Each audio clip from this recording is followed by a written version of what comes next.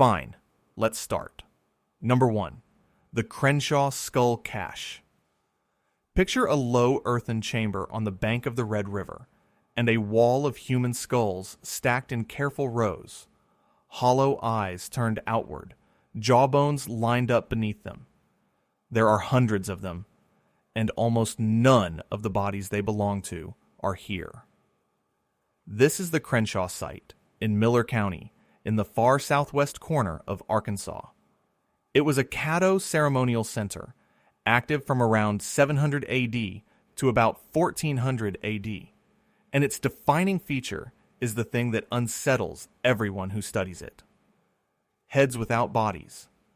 Excavators counted 114 skulls and 238 separate jawbones, the remains of at least 352 people, while the rest of their skeletons are simply absent. That absence is the whole mystery. It means these heads were not buried where their owners died. They were carried here, from somewhere else, and deliberately collected in one place. Frank Schambach of the Arkansas Archaeological Survey spent decades interpreting Crenshaw and the wider Caddo world around it. Researchers have studied the teeth and the chemistry of the bone, asking a simple question with dark implications. Did these skulls come from local people or from distant ones? The answer shapes everything. If they were local, this may be a shrine of curated ancestors, honored relatives brought together for veneration. If they came from far away, the picture flips.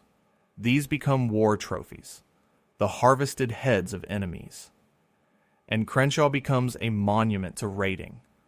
There is a third reading, the one that spreads online, that this was some lost skull cult unknown to history. Archaeologists reject that. What they see is ordinary Caddo ceremonialism, taken to an extraordinary scale. Alongside the human remains are racks of antler and deposits of deer jaws, as if the collecting instinct extended to animals too. Some skulls carry fine cut marks, the traces of careful defleshing, rather than casual disposal. The skull and jaw burials date to roughly 1250 to 1350 AD, late in the site's long life, after generations had already gathered deer antlers here by the hundred. And in 2023, a study in the Journal of Archaeological Science analyzed the remains and concluded they are the ancestors of the Caddo themselves, local people, not the trophies of distant enemies. The Red River was a major highway of exchange, and that fits a picture of Crenshaw as a gathering place, a sacred center where the dead were brought from farmsteads across the region to rest. So Crenshaw does not fit neatly into any tidy story. It was looted heavily in the past, and that damage stripped away context and fed the sensational myths. The living Caddo nation of Oklahoma are the descendants of the people who built it, which is exactly why the site is treated with such care. These are ancestors, protected now under federal law, rarely put on display, tucked away in a remote place. That is why Crenshaw feels hidden, even though it sits fully documented in the scientific record. Sit with what that wall of skulls actually represents. Someone, over generations, decided that the human head was worth carrying, curating, and keeping. A library of the dead, assembled by hand for reasons we can only partly reconstruct.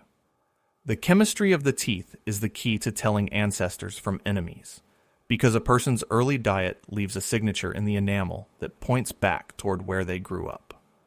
Whether they were beloved ancestors, as the newest study argues, or beaten enemies, the effort is the same, and it is staggering. And if a people could gather hundreds of heads in one place, it forces a harder question about what else the deep American past was capable of. Because a few hundred miles north, there is a walled town where the line between a funeral and a feast may have disappeared entirely. Number 2. The Aztalan Cannibal Village. stand at the edge of a burned wooden wall on the bank of the Crawfish River, and look down into a refuse pit where human bones lie cracked open, blackened and split lengthwise, mixed into the ash like kitchen waste. This is Aztalan, in Jefferson County, Wisconsin, a fortified town that stood from about 1050 AD to 1200 AD. It was a far northern outpost of the Mississippian world, roughly 400 kilometers north of the great city of Cahokia, near modern St. Louis. And it was built to be defended, ringed by a palisade of logs plastered with clay, studded with square bastions, guarding flat-topped platform mounds inside. The name itself is a mistake.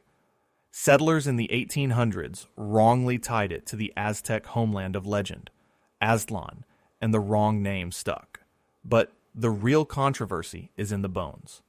Cracked, cut, burned, and broken human bone, scattered through the town's refuse, has fueled claims of cannibalism at Aztalan for more than a century. Increased Lapham mapped the site in the 1850s. S.A. Barrett excavated it around 1919 and 1920, and the cannibalism debate has never fully cooled since. Here is the honest complication. Broken human bone in the trash looks damning, but the same fractures and burn marks can come from secondary burial rites, from the violence of warfare, or from ritual processing of the dead that has nothing to do with eating them. The evidence that seems most conclusive, bone that is polished as if tumbled in a cooking pot, or scorched as if roasted, is exactly the evidence that ordinary decay and handling can imitate. That is the trap. Lynn Goldstein of Michigan State University has re-examined this material and urges caution rather than assuming the worst. What is clear is that Aztalan was a cultural frontier where local late woodland people met intrusive Mississippian migrants who arrived carrying maize agriculture, shell-tempered pottery, and mound building wholesale from the south. Frontiers breed tension. The palisade was rebuilt again and again, and it burned. This was a contested place, and by around 1200 to 1300 AD, it was abandoned, as the whole northern Mississippian frontier came apart. In the 1800s, the dramatic walls and the broken bones made Aztalan a magnet for lost race fantasies. The false idea that some vanished superior people, not Native Americans, built the mounds. That myth did real harm. The truth is more grounded and no less striking. Chemical analysis of the diet confirms these were maize farmers, plugged into continental trade networks that carried marine shell inland. The clay and log construction of the wall was unusual for the region and demanded real labor, the kind of investment a community only makes when it genuinely fears attack. Aztalan is now a National Historic Landmark, with a reconstructed stretch of palisades standing today. What lingers is the ambiguity.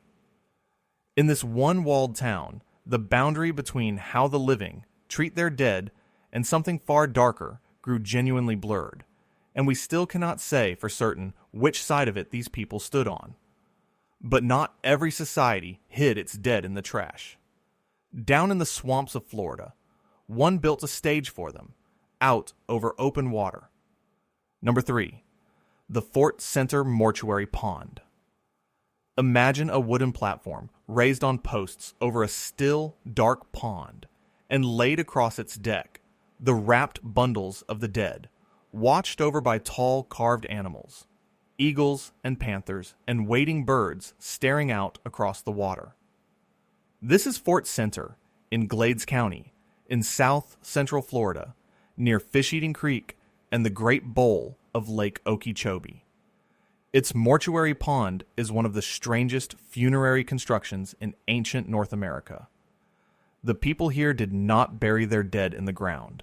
They placed them on a charnel platform, built out over the water, ringed and adorned with elaborately carved wooden effigies of the creatures around them. Those carvings should not exist.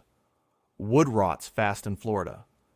But the pond's mud was anaerobic, starved of oxygen, and it preserved the sculptures where any dry site would have lost them, leaving us some of the finest prehistoric wood carving on the continent. Each effigy was carved with real skill, individual species recognizable in the grain, birds and cats rendered by people who knew these animals intimately. William Sears led the major excavations here in the 1960s and 70s and wrote the key account of the site.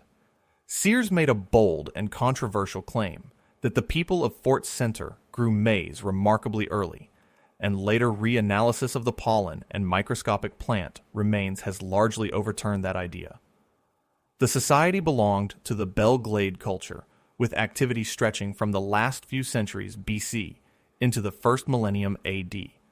They raised circular ditched earthworks, whose purpose, ceremony, or water management is still argued. The circular ditches enclosed large areas, and the whole complex represents a scale of construction that stuns visitors precisely because the people who raised it lived largely on wild food. And at some point, the great mortuary platform collapsed. It dropped its bundled dead down into the pond, where the mud sealed them, and where archaeologists eventually recovered them. Think about what that means. The bundles were secondary burials, which tells us the bodies were first exposed or defleshed somewhere else, then gathered, wrapped, and brought to the platform to rest above the water. This was a charnel tradition, a deliberate practice of processing the dead and displaying them over the pond, guarded by carved eyes that never closed.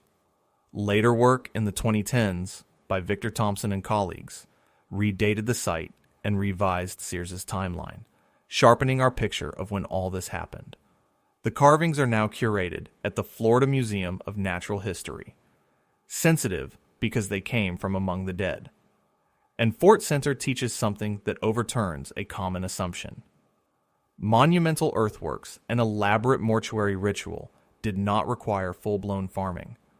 A society living on the abundance of the wetlands, on fish and game, built all of this. The collapse into the pond, grim as it was, created a perfect anaerobic time capsule of how these people treated death. Here was a culture that built a stage for its dead, set it over black water, surrounded it with watching animals, and then let it sink. The image is unforgettable, and it is real. But at least Fort Center's dead were honored and kept. Not far away, in the bluffs above the Mississippi River, there is a single human bone that science itself tried to erase. Number 4, the Natchez Pelvis. The year is 1846, and a man named Montraville Wilson Dickinson is digging in the Lowes Bluffs near Natchez, Mississippi, when he lifts a human hip bone out of the earth, resting in the same crumbling bluff, close by the massive limb bones of an extinct giant ground sloth. That single detail made the bone dangerous. The sloth, called Megalonyx, had been gone since the Ice Age. If a human pelvis lay in the same stratum, then humans had lived in North America during the Ice Age, tens of thousands of years earlier than 19th century science was willing to accept. This was heresy. Remember the timing. It would be the 1920s, decades later, before finds at Folsom in New Mexico finally proved that people had hunted Ice Age animals in the Americas. In 1846, that idea was unthinkable, and so the Natchez Pelvis was quietly set aside. The standard objection was reasonable. The Natchez Bluffs are made of loess, wind-blown silt that slumps and collapses easily. A skeptic could argue that the pelvis was a much younger bone that had slipped down from a higher, later layer into the ancient deposit below. That single doubt was enough to bury it. But the bone fought back. It carried the same degree of fossilization as the sloth remains beside it, stained the same deep colors by the same iron and manganese in the ground. In the 20th century, scientists tried to settle the argument with chemistry, comparing the fluorine absorbed by the pelvis and by the sloth bones, since bones buried together for the same length of time should drink up similar amounts.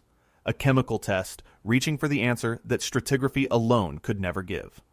The fluorine results suggested the pelvis and the sloth were of similar antiquity. But the story did not end there. In 1990, scientists dated the pelvis directly, using accelerator mass spectrometry on the bone itself, and it came back at roughly 5,600 years old. Ancient, but nowhere near the Ice Age. The human was thousands of years younger than the extinct sloth beside it. The skeptics who suspected a later bone had slumped down into older ground turned out to be essentially right. It is worth remembering that the sloth itself, Megalonyx, was first described from bones by Thomas Jefferson in 1797, which ties this grim little bone to the very birth of American science. Jefferson had puzzled over those very sloth bones, imagining a living giant clawed beast still roaming the continent, which shows how strange and open the deep past still felt at the time. The pelvis passed into museum collections, associated with the Academy of Natural Sciences in Philadelphia. And here is the twist that history delivered. We now know, from footprints at White Sands in New Mexico, that people really were in Ice Age America, at least 21 to 23,000 years ago. The general idea the Natchez Pelvis pointed toward, that people lived on this continent in the deep past, turned out to be true. But this specific bone was not the proof. It was real and genuinely old, just not old enough to be the smoking gun it once seemed.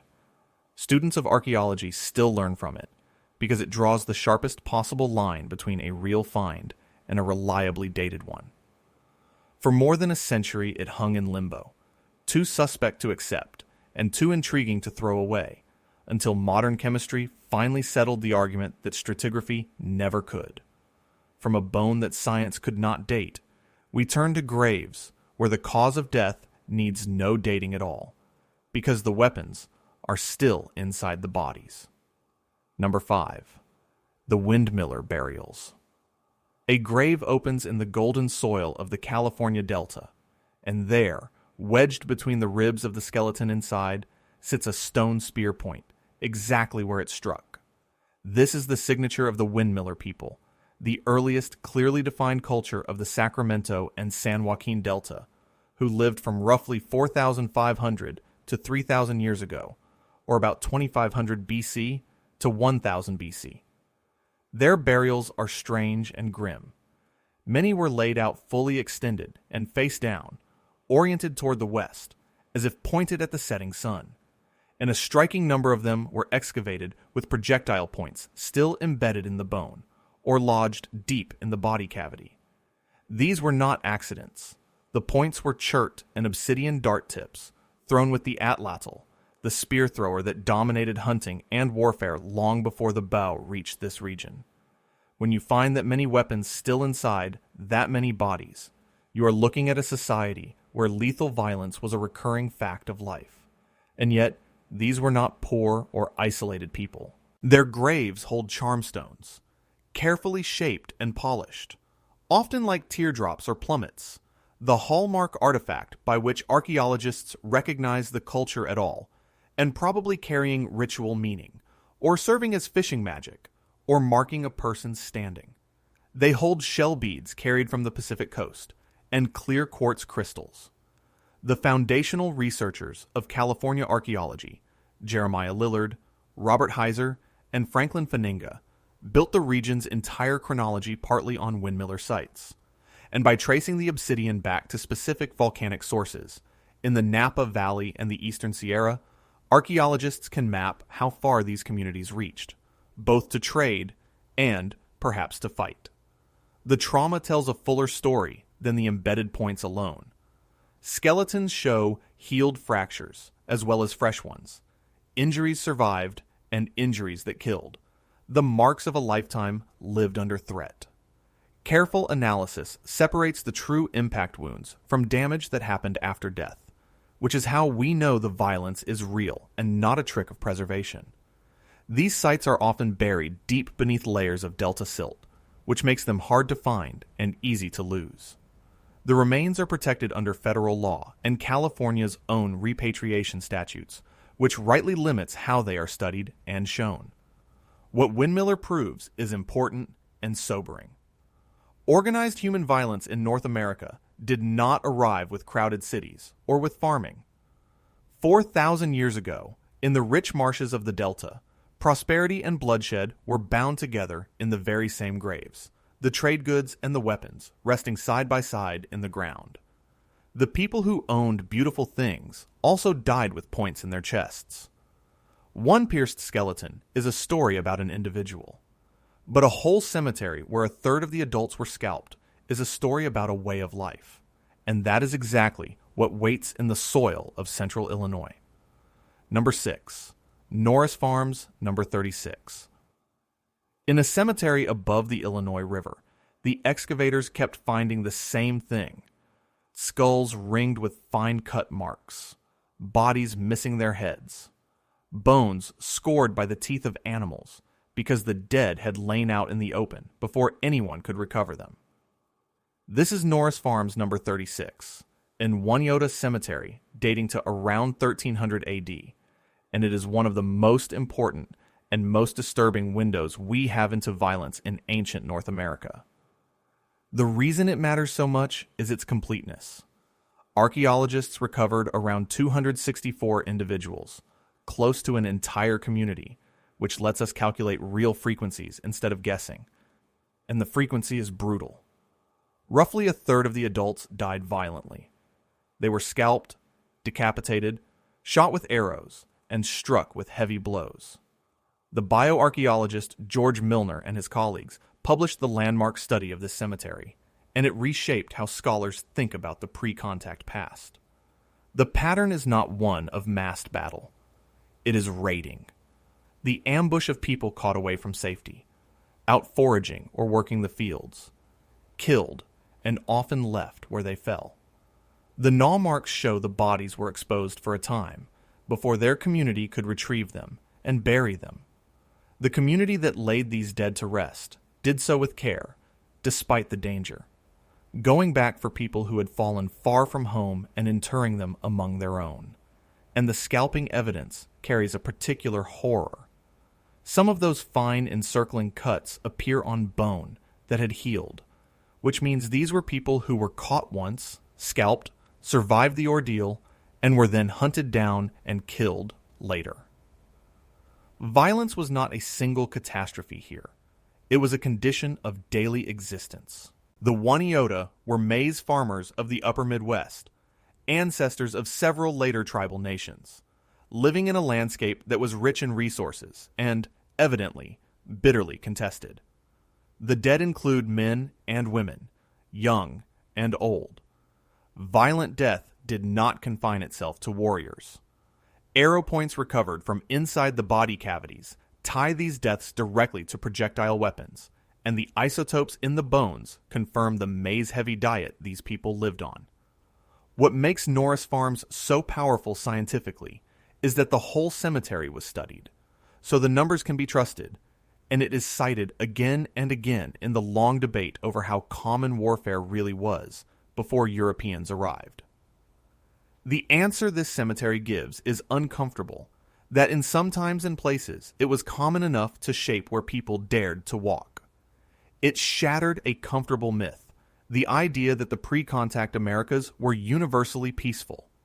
The reality this cemetery preserves is that danger was constant, that raiding could take anyone, and that some people carried the scars of one attack until a second one finished them.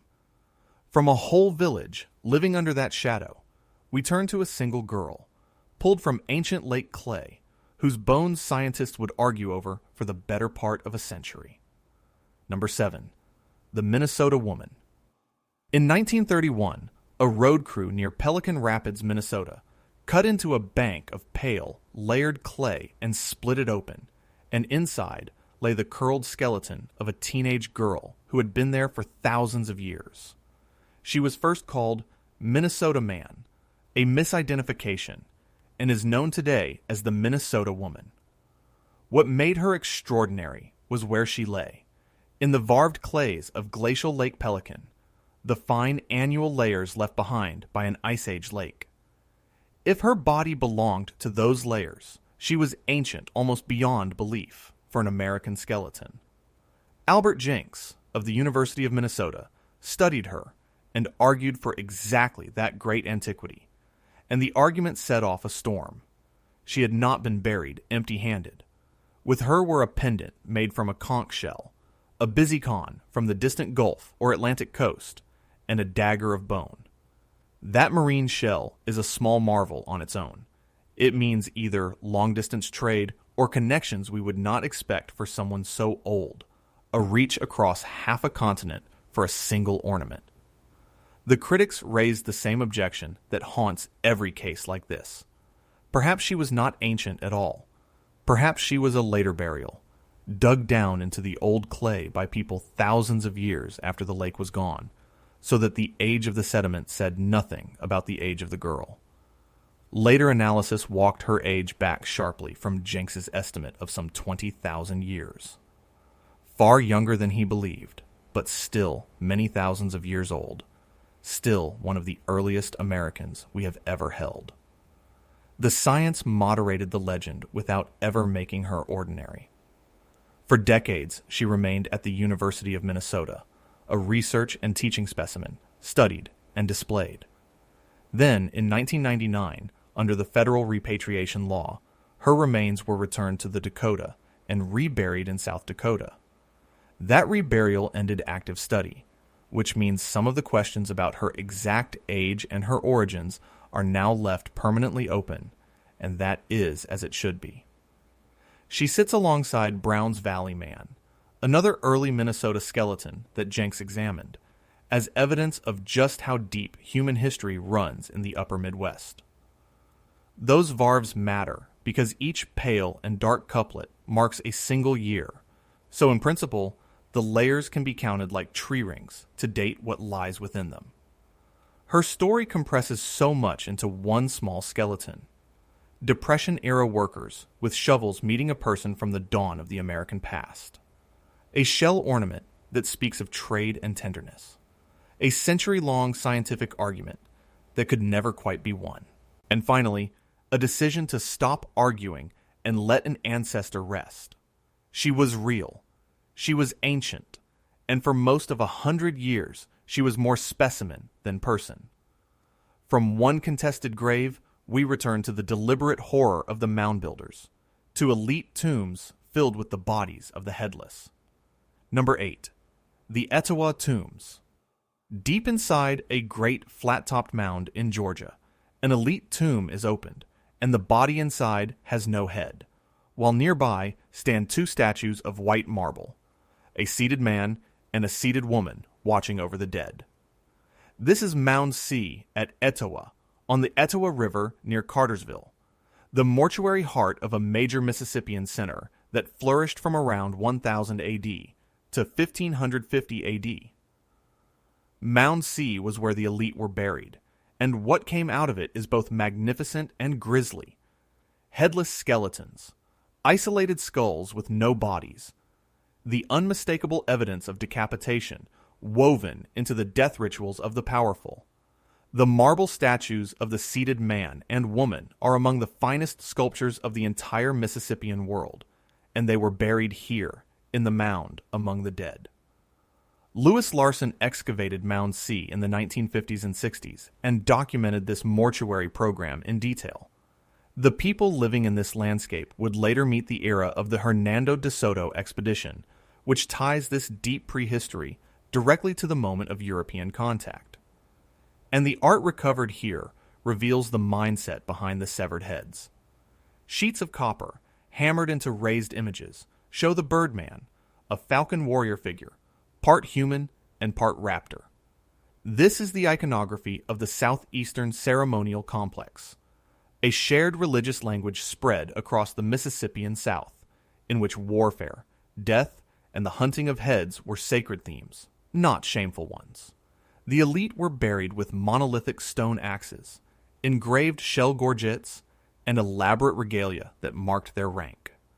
Etowah was fortified with a ditch and a palisade, and it shows signs of destruction and conflict over its long life. Its platform mounds were built in stages, the largest rising more than 60 feet above the ground. Decapitation was not an aberration here, some crime hidden away. It appears again and again on shell and copper, which tells us it sat at the center of how these people understood power and the cosmos. The Birdman was a mythic warrior of the upper world, and the taking of heads echoed his violent, sacred role.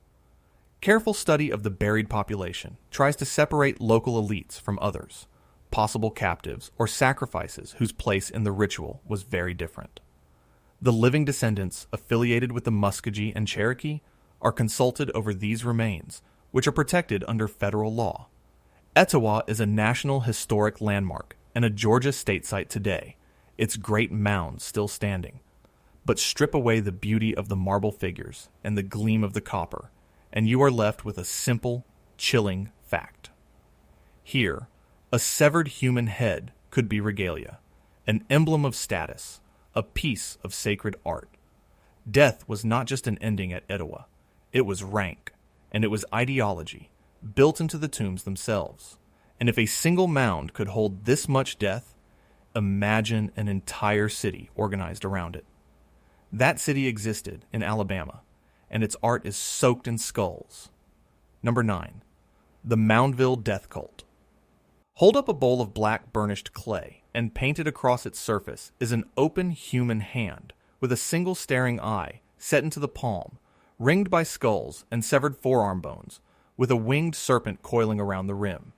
This is the signature art of Moundville, on the Black Warrior River in Alabama, one of the largest towns that ever stood north of Mexico. At its height, from about 1100 AD to 1450 AD, Moundville held roughly 29 platform mounds arranged around a central plaza, home to thousands of people, and its art is saturated, almost obsessively, with death.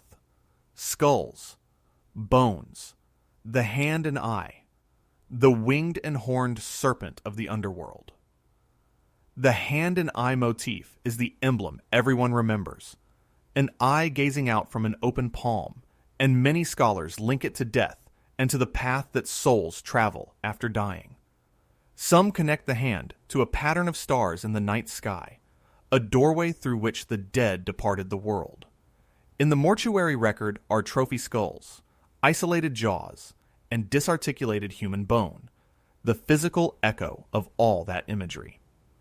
Moundville is a type site of the southeastern ceremonial complex, the pan-regional religion once nicknamed the Southern Cult.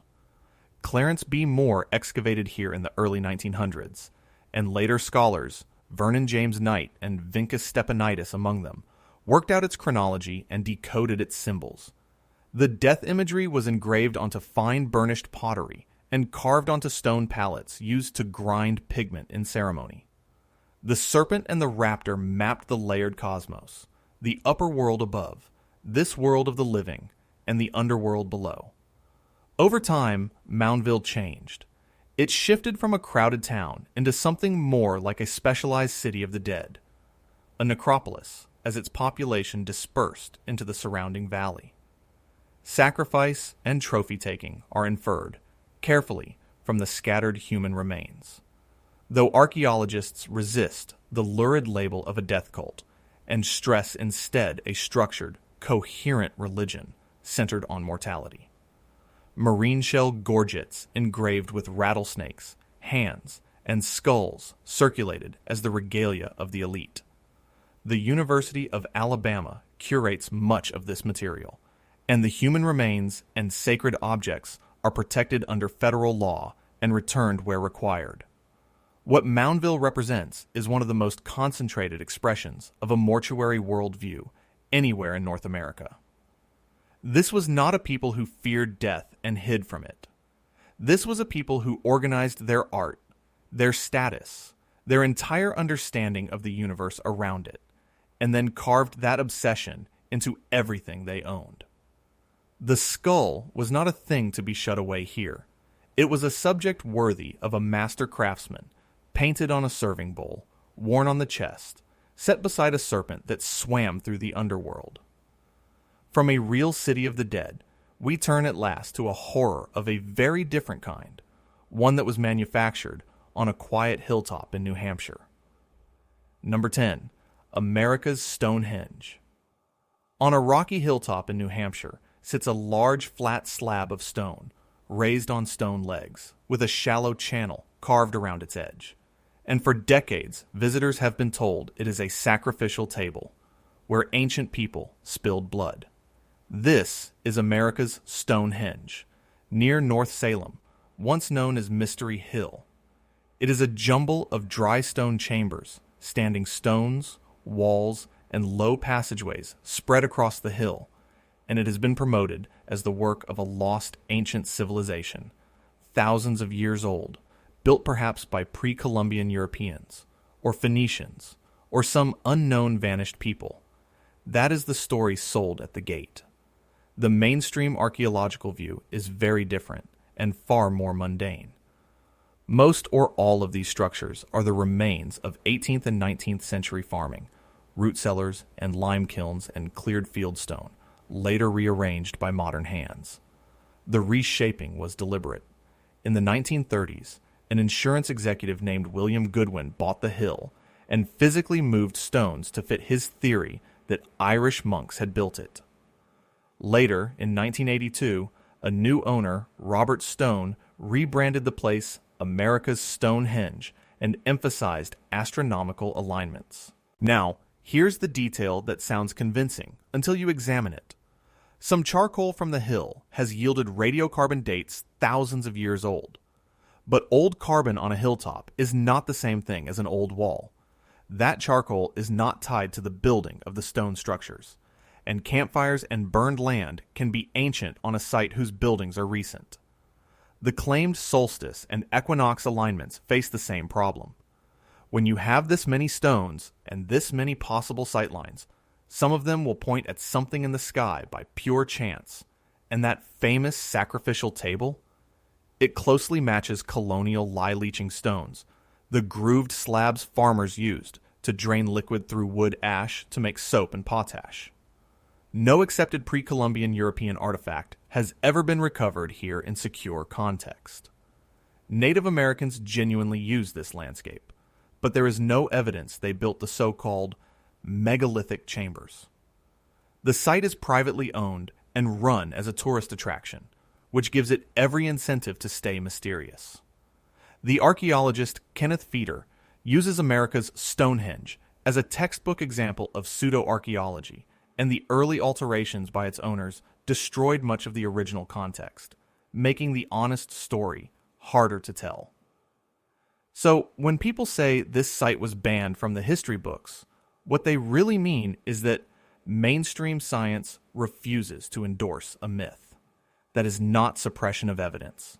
It is the opposite.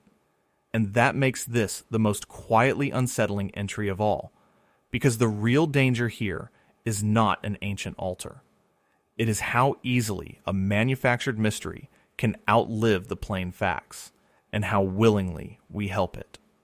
Look back across these 10 places, and a pattern emerges, because the word banned turns out to mean 3 very different things. The first kind is remains too sacred or too sensitive to display.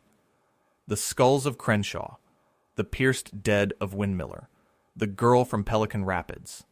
These are ancestors, and under the Native American Graves Protection and Repatriation Act, passed in 1990, they were removed from cases and shelves and returned to their descendants. They vanished from public view, not because anyone hid a secret, but because a wrong was being corrected. The second kind is a find that broke the accepted timeline and was dismissed for it. The Natchez Pelvis is the perfect example, a bone that pointed toward Ice Age Americans long before science was ready, set aside because its context could not be trusted. That was caution, sometimes excessive caution, but not conspiracy. The third kind is a myth that mainstream science simply refuses to endorse, and America's Stonehenge is its emblem, a place whose banning is nothing more than scholars declining to certify a story built to sell tickets. It is worth keeping those 3 apart, because they get blurred together constantly. Sensitive is not the same as suppressed. Repatriated is not the same as covered up. Unproven is not the same as forbidden. And notice how much of the mystery was manufactured by looting and by owners with something to gain, and how often the real obstacle was nothing more sinister than slumped sediment and intrusive burials, the stubborn problem of knowing which layer a bone truly belongs to.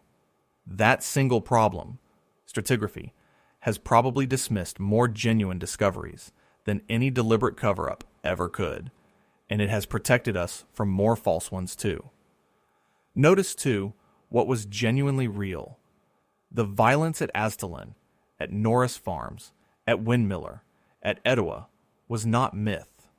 It was measured, counted, and confirmed, written in cut marks and embedded points. What we choose to bury and what we choose to display is itself a historical act, and these 10 sites are a record of the choices we have made. There is one more thread worth pulling, and it is this.